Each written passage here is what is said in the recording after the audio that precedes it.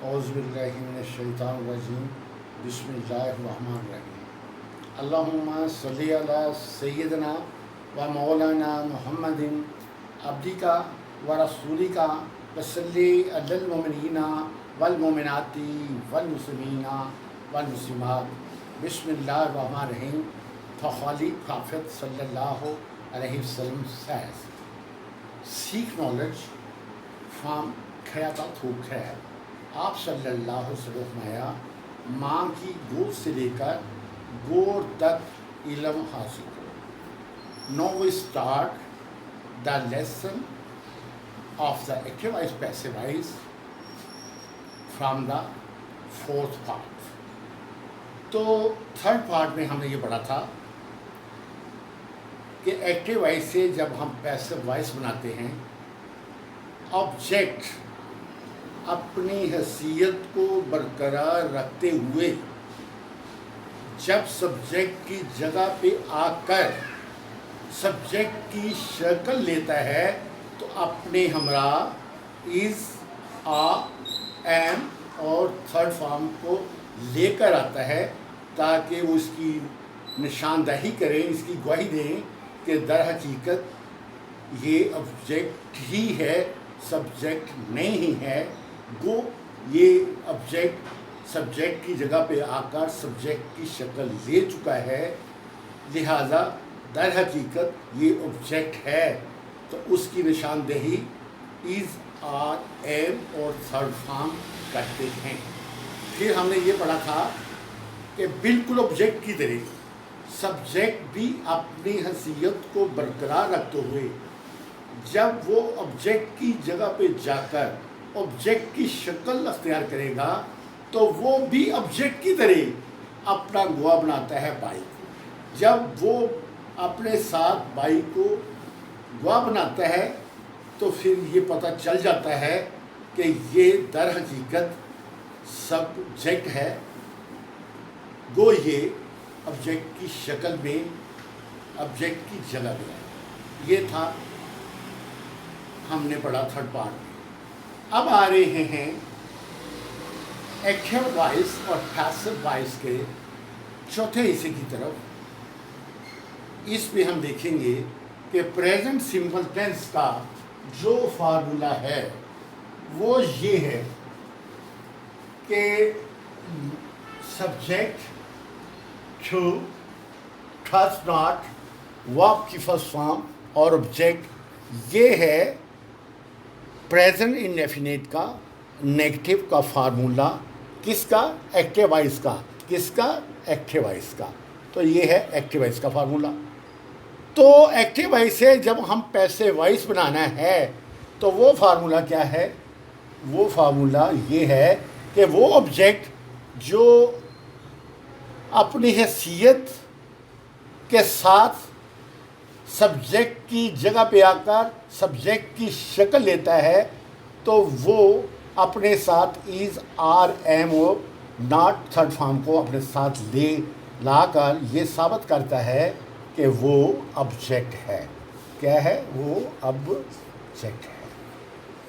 तो बात ये है, तो फार्मूला बन गया यहाँ पे सब ऑब्जेक्ट जो कि सब्जेक्ट की शक्ल में है is, are, am plus not and verb की थर्ड फॉर्म प्लस और वो सब्जेक्ट जो कि एक्टिव वॉइस पे था वो अब ऑब्जेक्ट की जगह पे चला गया हुआ है तो वो अपने साथ किसको साथ लेकर जाता है?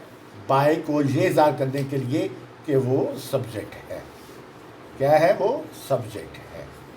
तो बस यहाँ से पता चल गया कि अब ये दोनों का जो मुनाब है यानी कि ऑब्जेक्ट सब्जेक्ट की जगह पे चला गया और सब्जेक्ट ऑब्जेक्ट की जगह पे चला गया. जब ऑब्जेक्ट सब्जेक्ट की जगह पे गया तो अपने साथ इज़, आर, एम, नॉट और थर्ड फॉर्म की टीम ले आया और जब सब्जेक्ट ऑब्जेक्ट की जगह पे गया तो अपने साथ बाई को साथ ले गया. तो फिर क्या हुआ? ये एक फार्मूला बन गया. फार्मूला क्या बन गया? Subject is, are, am plus not plus verb की थर्ड फॉर्म प्लस बाय और ऑब्जेक्ट. अब देखते हैं ही ही does not invite me। अब इसमें ऑब्जेक्ट है मी। जब ये ऑब्जेक्ट मी से सब्जेक्ट हालत में जाएगा तो क्या बन जाएगा? आई।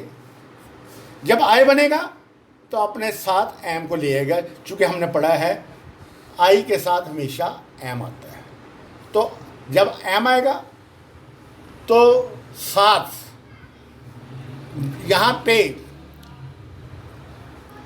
डू नॉट वाला फार्मूला है, तो यहाँ जब आई बनेगा तो आई के साथ एम आएगा, और जब आई के साथ एम आएगा तो साथ ही नॉट भी आएगा और थर्ड फॉर्म भी आएगी।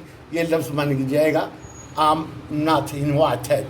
और दूसरी तरफ ये डज नॉट चूँकि ख़त्म हो जाता है, इसकी जगह कौन ले लेता है? Is, are, am, not third form की। अब ये जो ही है जब सब्जेक्ट की हालत में जाएगा तो बाई को साथ ले जाएगा, तो फार्मूला मुकम्मल हो गया कि I am not invited by him. दूसरी एग्जांपल लेते हैं, you show not ask them, you show not ask them. तो देम क्या है? ऑब्जेक्ट। जब ये सब्जेक्ट की हालत में आएगा तो क्या बनेगा? द। तो अपने साथ कौन सी टीम लेगा?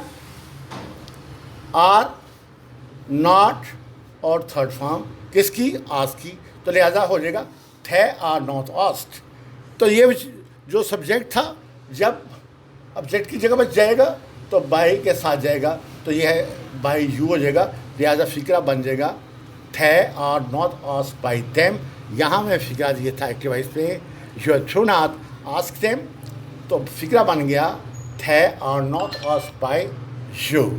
इसी तरह थर्ड एग्जाम्पल देखते हैं, ही डज नॉट खोल हा। क्या है? ही डज नॉट खोल हा। तो हा क्या है? ऑब्जेक्ट। जब ये सब्जेक्ट की जगह पे जाएगा तो क्या बन जाएगा? शी। जब ये शी बनेगा तो फिर इसके साथ आएगा is not and third form किसकी? खोल की। लिहाजा ये हो जाएगा शी इज़ नॉट खोल्ड। तो आगे ही ने ऑब्जेक्ट हालत में आना था, तो ये बन जाएगा बाय हिम। चौथी एग्जाम्पल ये है viewers, Mariam does not eat mangoes. Mariam does not eat mangoes. तो ये है मैंगोज जो है ऑब्जेक्ट हालत में, जब ये सब्जेक्ट की हालत में जाएंगे तो मैंगोज के जो ये चीज़ है, हमने पढ़ा था कि जो जगह हो, चीज़ हो या कोई शख्सियत हो, ऑब्जेक्ट हो, वो ऑब्जेक्ट की जगह पे आए, सब्जेक्ट बनकर ऑब्जेक्ट की जगह पे आए तो वो जूं की तू रहेगी। अगर सब्जेक्ट है, अगर वो अपनी जगह तब्दील करके ऑब्जेक्ट की जगह पे भी आएगी तो वो जूं की तू रहेगी। लिहाजा मैंगोज यूं के तू ही रहेंगे, लिहाजा हो गया मैंगोज। मैंगोज मैंगोज ज़्यादा हैं, इसके लिए फार्मूले में क्या है? आ। Mangoes are not eaten by Maryam. By Maryam. तो मरियम क्या था? सब्जेक्ट। जब दूसरी तरफ गया तो मरियम का मरियम ही रहा, लेकिन बाई के साथ। तो व्यूज़ उम्मीद वासिक है आप इसको फॉलो कर चुके हैं कि ये subject to does not verb की पहली फॉर्म ऑब्जेक्ट है। जब इसको हम सब्जेक्ट से जैसे ही हम इसको एक्टिवाइज से पैसिवाइज बनाते हैं, ये ऑब्जेक्ट जो है वो क्या बन जाता है? सब्जेक्ट। और आपके साथ इज़, आर, एम और नॉट की नॉट और थर्ड फॉर्म ले जाते हैं, और जो ये जो सब्जेक्ट होता है ये ऑब्जेक्ट की जगह पे बाय के साथ आ जाता है।